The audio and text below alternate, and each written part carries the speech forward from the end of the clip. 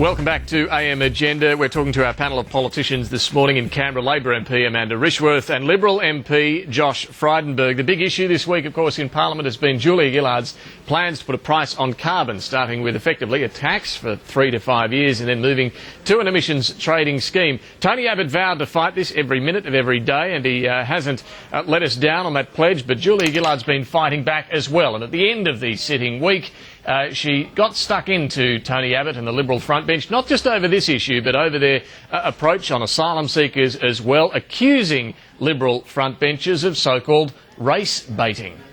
The Australian people are better than you are. They are far better than you are. They are confident people who are rejecting your race baiting. They are confident people who are rejecting your playing the Prime Minister will refer her remarks through the chair, and she will be relevant to the suspension. We also saw Liberal frontbenchers during the week likening Julia Gillard to Colonel Gaddafi, so the temperature certainly has been raised. Tony Abbott didn't exactly condemn them or discipline them for those comments, but he does think Julia Gillard went too far. Here he was this morning. That was a low and contemptible slur. The Prime Minister shouldn't have said that, and I'm pleased that the Speaker made her withdraw. Look, a couple of weeks ago, a couple of my members said things that they shouldn't have said, and they swiftly acknowledged that and recanted, as they should have. Both of them are deeply apologetic for having said what shouldn't have been said. He's talking there about the comments made in relation to the funeral flights for those asylum seekers, but Josh, I don't recall them being deeply apologetic. Scott Morrison just said he'd picked the wrong day to say that stuff. Are they really deeply apologetic? I mean, Scott Morrison absolutely made clear that, on that issue they had gone too far, and same with Corey Bernardi. But, the Parliament is a robust place, and at stake is a massive issue, which is the carbon tax. And Julia Gillard went to the last election saying that there would be no carbon tax under a government she leads. We've now been told we are going to have a carbon tax which is going to punish Australian families. We're talking more than $300 to the average household electricity bill. How do you know more than $300? How do you know that?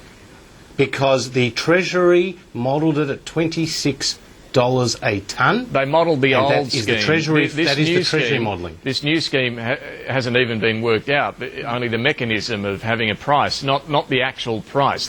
Those figures you're talking about relate to something entirely different, don't they?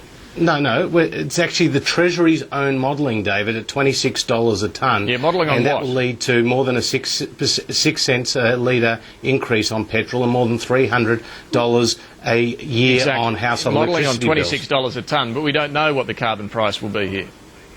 Well, why did the Treasury model it at $26 a tonne? Because that was the old scheme. That was the CPRS. No, but this is the government's intention here, David. Not announce it today and then the slug households tomorrow. And this is coming at a time when household electricity bills have gone up more than 40% in the last couple of years. And, Australian families are struggling. And the rest of the world is not moving ahead with a carbon tax. Julia Gillard's about to head over to see Barack Obama in America. They're not having a carbon tax. Why is Australia going down this path? And we've heard from the steel makers that thousands and thousands of jobs are at risk in Whyalla and elsewhere. Other and industry leaders really have serious. supported this. The BHP boss, Marius Kloppers, amongst them. Amanda, isn't the problem, though, for Labor that until you get the detail out there, you're going to keep getting these questions about the impact on bills, on jobs, on petrol?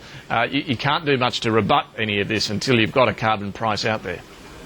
Well, look, what we're doing, and this is once again as Josh participates in the scare campaign that the Liberal Party has started on this, is that we have announced the framework because we're working through it with the multi-party climate change committee, with the business roundtable, with the non-government sector. We'll work through this. We have a framework in place now, and now we can work through the details. But it is very important that we are up front with the Australian people to talk about the impact, to talk about the framework, to talk about our plans and how we'll work this through. This is very important, and we'll continue to do this. But from the other side, we do have this scare campaign being run where, there's shadow front benches out there on the doors likening Julia Gillard to Colonel Gaddafi, which was hysterical, but also wasn't really the race not baiting claim also a little bit hysterical? Well, no, I would say that being out there when Libya is in such a difficult circumstance doesn't show a lot of compassion or concern for their plight and really minimises their issues there. But this is once again part of the hysteria that we see with the Liberal Party on this. Josh, I remember your maiden speech. I think you mentioned the importance of markets, and this is it's disappointing that the Liberal Party has decided to just come out oppose. I think we're going to see a lot more of this debate to come, though, over the months ahead. Sadly, we're out of time this morning. We'll have to leave it there. Amanda Rishworth and Josh Frydenberg, thanks both very much for joining us, and have a great weekend. And that's all for this edition of AM Agenda. Do join us later in the day for Contrarians with Peter Van Onselen here on Sky News. For now, I'm David Spears. Thanks for your company.